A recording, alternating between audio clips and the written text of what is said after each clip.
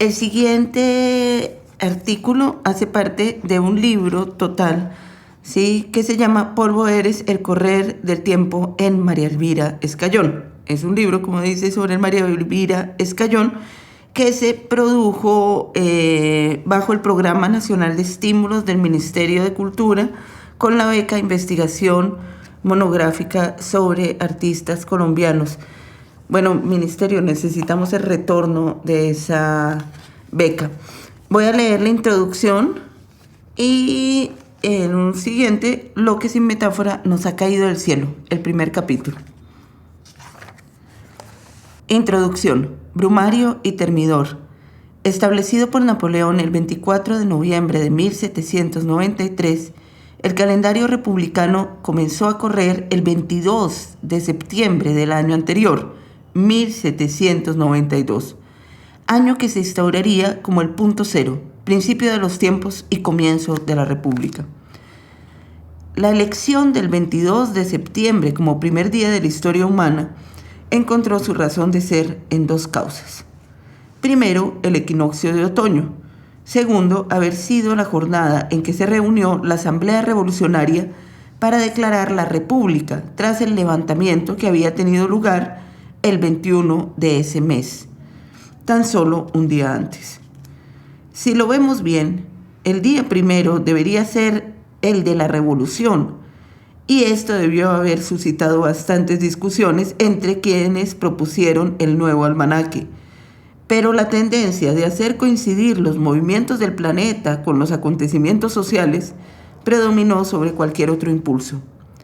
Una tendencia ciertamente ilustrada de tener la historia humana por una historia natural.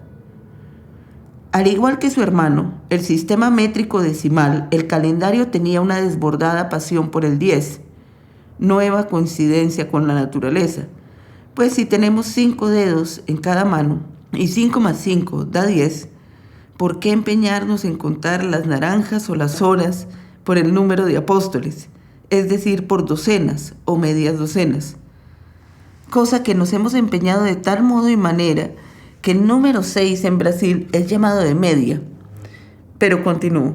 La pasión por el 10, elemento fundamental del espíritu revolucionario, llevó a la instauración de semanas de 10 días, que llamaron de décadas, y un año de 360 jornadas, número redondo, no como el impropio 365, que la Tierra insiste en seguir, y aún en sumar un resto de 6 horas para acabar de hacernos los cálculos difíciles y mostrar que sencillamente actúa como se le viene en gana.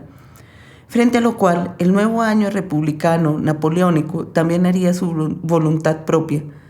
Tendría 360 días oficiales, más 5 o 6 ajustables según las conmemoraciones o las necesidades del momento. Días definidos por el Estado y que llevarían el espantoso nombre de Sanculotides. Finalmente, el último grado de fiebre decimal consistió en la fabricación de un nuevo horario, cuyo día tenía 10 horas, y cuyas horas tenían 100 minutos y cuyos minutos tenían 100 segundos, el cual comenzó a ser usado el 24 de noviembre de 1793. No puedo imaginar el desastre del reloj decimal. Dividir un círculo en 10 segmentos es algo, eso sí, extremadamente antinatural. Basta pensar en cortar una pizza, la cual siempre comenzamos a dividir en 4 partes, luego en 8, y si los comensales son demasiados, pasaremos a hacerlo en 12, pero jamás cortaríamos una pizza en 10 porciones. Ahora, imaginémonos el reloj. Alguien con un poco de razón nunca llevaría a cabo tal división, pero alguien con un exceso de razón, vaya que lo haría. Y ese exceso se dio en el siglo XVIII. Se trataba de un exceso, sin embargo, novedoso, lleno de ímpetus por cambiar el mundo, volver a escribir la historia. El calendario republicano se propone como un nuevo comienzo para todos, lo que lo hace de una belleza increíble. De hecho, tenía algo profundamente bohemio en su configuración. Cada día, en vez de ser de un santo, era homenaje a una flor, a un árbol, a una fruta. Por ejemplo, el 18 del mes brumario, para recordar a Marx, era dedicado al jazmín azul, el 24 del mismo a la naranja, el primero del floreal era un homenaje a la reina de las flores, la rosa, y el 29 del Termidor, para recordar la langosta, estaba dedicado al algodón. Lo curioso es que después de todo, después de Copérnico y Galileo, y aún después de Newton, los artífices del calendario no se hubieran dado cuenta de que la Tierra era una esfera, y en consecuencia, cuando fuera Termidor, verano, de un lado, del otro sería pluvioso, invierno, y etc. Esto, claro, sin contar a los países tropicales, aquellos que no tienen estaciones. En fin, el espíritu libertario francés no iba mucho más allá del diámetro de su propio ombligo, más si tenemos en cuenta que las frutas y flores, aún con procedencias diversas, se restringían a las conocidas en Europa. De cualquier forma, el calendario no estaba destinado a durar mucho tiempo.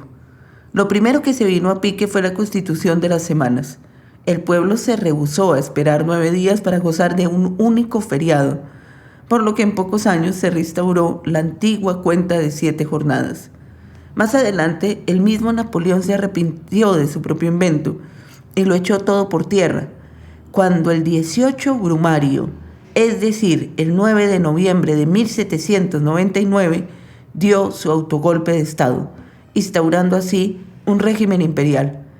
En efecto, ya los tiempos no eran tan revolucionarios como su calendario, y pensando en una reaproximación con la Iglesia, el 1 de enero de 1806, el comienzo del tiempo en Francia volvió a estar determinado por Cristo y el correr de los días por sus respectivos santos. En 1928, del calendario gregoriano, Oswald de Andrade dató su manifiesto antropófago de la siguiente manera: Paratininga, año 374 de la deglución del obispo Sardiña. De una parte, usaba la denominación indígena para nombrar a su ciudad, Sao Paulo. De otra, le daba comienzo a su historia, colocaba el año cero en 1554, teniendo por punto de partida el momento en que los indígenas caetés se comieron al señor Fernández Sardiña, primer obispo de Brasil, en un acto antropofágico. To be or not to be, that is the question, dice el manifiesto, proponiendo la confrontación de eglusión y no el descubrimiento de América, que por lo demás en Brasil sucede en 1500, como punto de partida de la propia historia.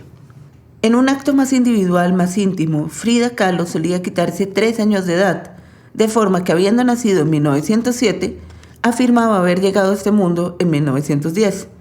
La razón de esa actitud, la elección de ese año, era hacer coincidir su nacimiento con el de un México nuevo, con el del levantamiento de Madero contra Porfirio, lo que llevaría a la Constitución de 1917 y a la conformación del país. Así, si los franceses hicieron coincidir su levantamiento con el equinoccio de otoño, Frida haría coincidir su nacimiento con la revolución. Todo tiempo presente es una tentativa por cambiar ya no el futuro, sino el pasado. Volver sobre los hechos para contar la historia nuevamente. Es por eso que cada ahora tiene su propio pasado. En suma, bien puede afirmarse que cambia más el pasado que el futuro. Oyendo más lejos, el futuro no cambia, no puede cambiar porque no existe. Y si existe al modo de un destino, es porque no puede cambiar. De forma tal que lo único que nos resta es modificar lo sucedido, contarlo una y otra vez, en una labor de Sísifo, pues apenas y hemos terminado su narración, vuelve a ser necesaria una transformación urgente. De esta continua transformación se suele encargar más que el historiador, el artista. Síganos en Instagram, somos Escuela Concreta.